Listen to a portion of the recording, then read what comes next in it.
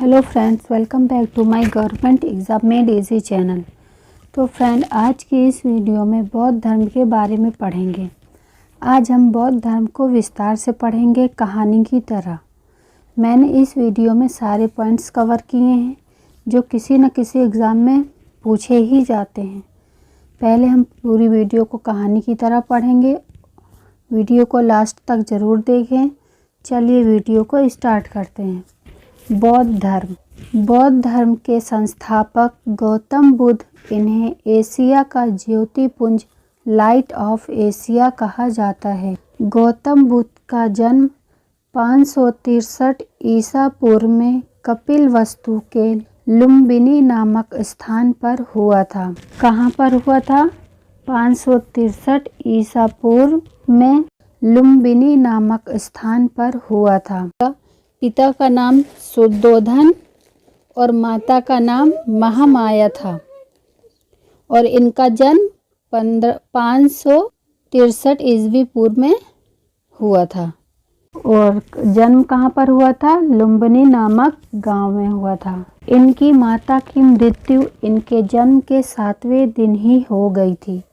इनका लालन पालन इनकी सौतेली माँ प्रजापति गौतमी ने किया था। इनके बचपन का नाम सिद्धार्थ था। इनका पालन पोषण इनकी सौतेली माँ प्रजापति गौतमी ने किया और इनके बचपन का नाम सिद्धार्थ था। बचपन से ही गौतम बुद्ध का मन आध्यात्मिकता की ओर था, इसलिए इनके पिता ने इनका विवाह 16 वर्ष की अवस्था में यशोधरा के साथ कर दिया।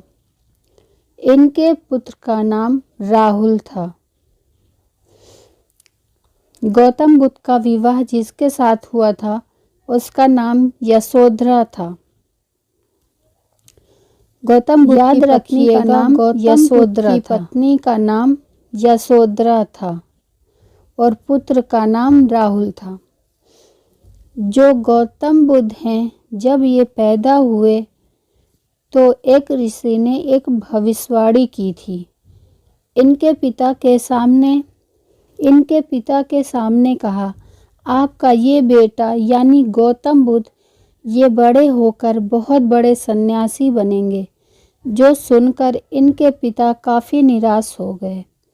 मैं राजा हूँ तो मेरा पुत्र भी राजा बने। जब ऋषि ने भविष्यवाणी की, इनका बेटा बड़ा होकर क्या बनेगा? सन्यासी बनेगा। तब से राजा ने ठान लिया कि मैं अपने बेटे को कभी दुख नहीं दिखाऊंगा, ताकि उसका मन वैराग की ओर न जाए।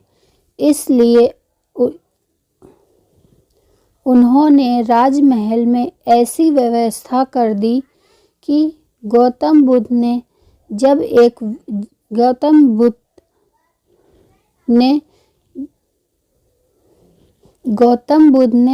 तक विवाह हो गया तब तक उन्होंने कभी बूढ़ा आदमी नहीं देखा, न किसी व्यक्ति की मृत्यु देखी।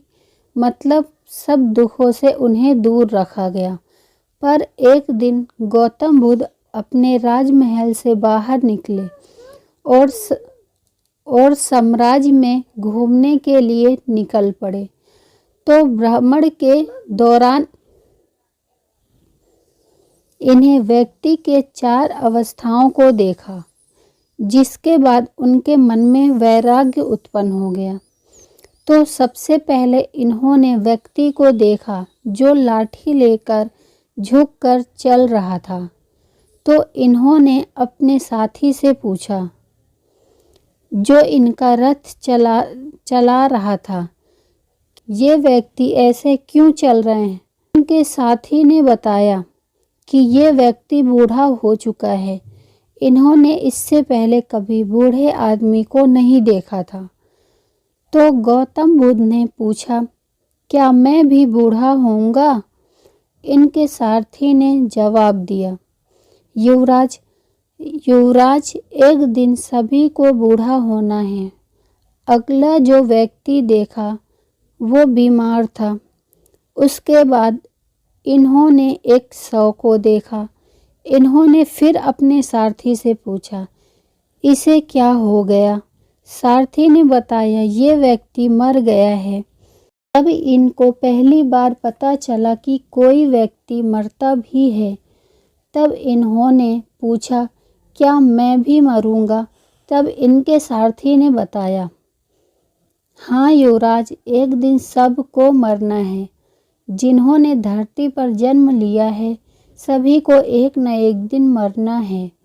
फिर इन्होंने चौथे व्यक्ति को देखा जो समाधि लगाकर बैठे थे। फिर इन्होंने अपने सारथी से पूछा कि ये क्या कर रहे हैं? तब इनके सारथी ने बताया कि ये सन्यासी हैं जो समाधि लगाकर बैठे हैं, ईश्वर का ध्यान कर रहे हैं ताकि उनको सभी दुखों से छुटकारा मिल सके और ईश्वर को खुश कर सकें। तब इन चारों को देखकर जो गौतम बुद्ध थे उनके मन में वैराग्य उत्पन्न हो गया। गौतम बुद्ध काफ़ी दुखी हो गए कि एक न एक दिन मुझे भी मरना है, मैं भी बूढ़ा होऊंगा। इसलिए उनके मन में वैराग्य उत्पन्न हो गया। अब उन्होंने भी ठान लिया कि मैं भी सन्यासी बनूंगा।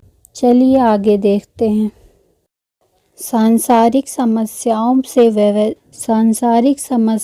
से व्यथित होकर सिद्धार्थ ने 29 वर्ष की अवस्था में गृह त्याग किया। सिद्धार्थ ने 29 वर्ष की आयु में ही अपना घर छोड़ दिया, जिसे बौद्ध धर्म में महाभिनिष्क्रमण कहा गया है।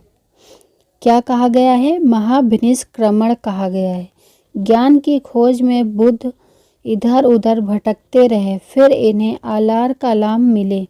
ज्ञान के लिए ये इधर उधर भटके, बाद में इन्हें आलार कलाम मिले जो इनके पहले गुरु थे। इनके पहले बौद्ध के पहले गुरु कौन थे?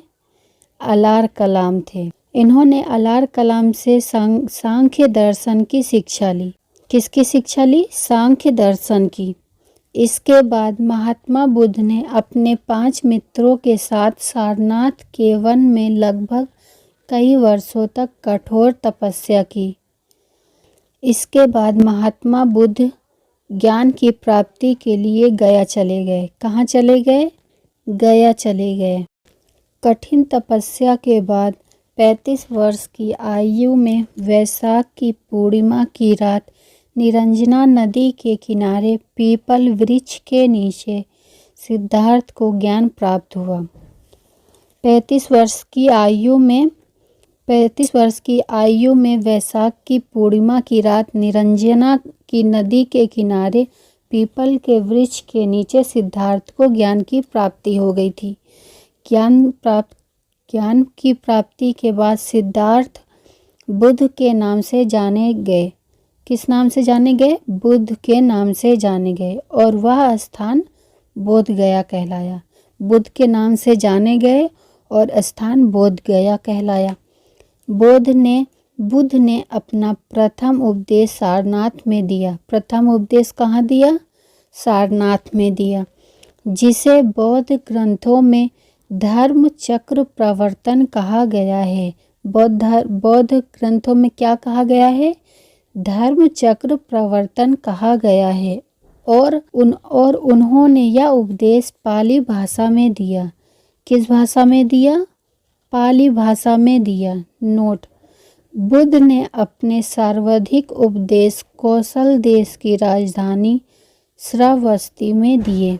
महात्मा बुद्ध ने 4 सत्य कथन कहे। पहला, संसार दुखों से भरा है। दूसरा, हर दुख का कोई न कोई कारण है। तीसरा, सभी दुखों का सबसे बड़ा कारण इच्छा है। चौथा, इस इच्छा पर नियंत्रण पाया जा सकता है। बौद्ध धर्म में त्रिरत्न है। पहला बुद्ध, दूसरा संघ, तीसरा धम्म। बुद्ध के प्रमुख अनुयायी थे बिंबिसार, प्रसेनजनित, उदयन, ये तीनों थे। बुद्ध के अनुयायी दो भागों में विभाजित थे। पहला भिक्षुक, दूसरा उपासक। भिक्षुक बौद्ध धर्म का प्रचार करने के लिए संन्यास ग्रहण किया। उपासक गृहस्थ जीवन व्यतीत करते हुए बौद्ध धर्म अपनाया। बौद्ध संघ में सम्मिलित होने के लिए न्यूनतम आयु सीमा 15 वर्ष थी। कितनी वर्ष थी? न्यूनतम आयु कितनी वर्ष थी? 15 वर्ष थी। बुद्ध के जीवन से संबंधित बौद्ध धर्म के प्रतीक: जन्म कमल एवं सांड, गृह त्याग घोड़ा, ज्ञान पीपल बोधि वृक्ष, निर्वाण पदचिन्ह, मृत्यु स्तूप। 80 वर्ष की अवस्था में 483 ईसा पूर्व कुशीनगर में बुद्ध का निधन हुआ। गौतम बुद्ध का निधन कहाँ हुआ? 483 ईसा पूर्व कुशीनगर में हुआ था, जिसे बौद्ध धर्म में महापरिनिर्वाण कहा गया है। क्या कहा गया है? बौद्ध धर्म में क्या कहा गया है? महापरिनिर्वाण कहा गया है। निधन के पश्चात बुद्ध के अस्थि अवशेषों को भारत के 8 जगहों पर स्थापित कर स्तूपों का निर्माण करवाया गया। कितने जगहों पर करवाया गया? भारत के 8 जगहों पर स्थापित कर स्तूपों का निर्माण करवाया गया था, जिसमें से सबसे बड़ा स्तूप सांची का स्तूप है। सबसे बड़ा स्तूप कौन सा है? सांची का स्तूप है। महात्मा बुद्ध की मृत्यु के बाद बौद्ध धर्म के प्रचार प्रसार के लिए 4 बौद्ध संगीति का आयोजन किया। पहली संगीति 483 वर्ष, स्थान राजगीर, राजा अजातशत्रु, पुरोहित महाकश्यप। दूसरी संगीति 383 वर्ष, स्थान वैशाली, राजा कालाशोक, पुरोहित साबाकामी।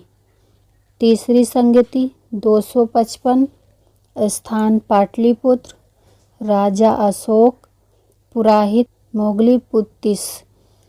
चौथी संगीति वर्ष प्रथम, स्थान कुंडलवन, राजा कनिष्क, अध्यक्ष वसुमित्र और उपाध्यक्ष अशोक घोष थे। चौथी बौद्ध संगीति के बाद बौद्ध धर्म 2 भागों में बट गया, हीनयान महायान। हीनयान एवं महायान में अंतर। हीनयान यह बौद्ध धर्म का प्राचीन रूप है। महायान यह नवीन रूप है। हीनयान यह कठोर मार्ग है, इसके द्वारा कम लोग निर्वाण की प्राप्ति कर सकते हैं। महायान यह सरल मार्ग है, इसके द्वारा अधिक लोग निर्वाण की प्राप्ति कर सकते हैं। हीनयान यह बुद्ध को अलौकिक गुण वाला सामान्य पुरुष मानते हैं। महायान यह बुद्ध को भगवान मानते हैं। हीनयान यह बुद्ध के प्रतीकों की पूजा करते हैं। महायान यह बुद्ध की मूर्ति की पूजा करते हैं। हीनयान इनके ग्रंथ पाली भाषा में रचे गए हैं। महायान इसके ग्रंथ संस्कृत भाषा में रचे गए। हीनयान ये कर्म एवं धर्म में विश्वास करते हैं। महायान यह परोपकार में विश्वास करते हैं। इसमें बोधिसत्व का आदर्श ग्रहण किया है, जो दूसरों का कल्याण करते हैं। हीनयान इसका प्रचार प्रसार लंका, वर्मा, थाईलैंड, कंबोडिया आदि देशों में हुआ। महायान इसका प्रचार प्रसार चीन, तिब्बत, जापान, कोरिया आदि देशों में हुआ। त्रिपिटक किससे संबंधित है? बौद्ध धर्म से संबंधित है। ये मूल रूप से पहली भाषा में रची गई है और इनकी संख्या कितनी है? तो इनकी संख्या 3 है, इसलिए इन्हें त्रिपिटक कहा जाता है। त्रिपिटक ये मूल रूप में पाली भाषा में रचे गए हैं। इनकी संख्या 3 है। कौन सी भाषा में रचे गए हैं? पाली भाषा में। पहला विनय पिटक, इसमें भिक्षु एवं भिक्षुणियों के आचरण संबंधी नियम हैं। दूसरा सुत्त पिटक, इसमें बौद्ध धर्म के उपदेश संकलित हैं। तीसरा अभिधम्म पिटक, इसमें बौद्ध धर्म की दार्शनिक व्याख्याएं दी गई हैं। इसका सबसे महत्वपूर्ण भाग कथा वस्तु है। इसमें बौद्ध धर्म की दार्शनिक व्याख्याएं दी गई हैं। इसका सबसे महत्वपूर्ण भाग कथा वस्तु है। जातक कथाएं ये मूल रूप में पाली भाषा में रचे गए हैं। इनकी संख्या 549 है। इनमें बुद्ध के पूर्व जन्मों की कथाएं हैं। बुद्ध चरित, इसकी रचना संस्कृत भाषा में हुई है। अश्वघोष द्वारा रचित यह एक महाकाव्य है। इसमें बुद्ध का जीवन वृत्त एवं उनकी शिक्षाओं का वर्णन है। इसे बौद्धों की रामायण कहा जाता है। धम्मपद पाली भाषा में रचा गया है। इसे बौद्धों की गीता कहा जाता है। कौन सी भाषा में रचा गया है? धम्मपद कौन सी भाषा में रचा गया है? पाली भाषा में रचा गया है और बौद्ध की गीता कहा जाता है। आप सबको मेरी वीडियो अच्छी लगी हो तो चैनल को लाइक एंड सब्सक्राइब जरूर करें।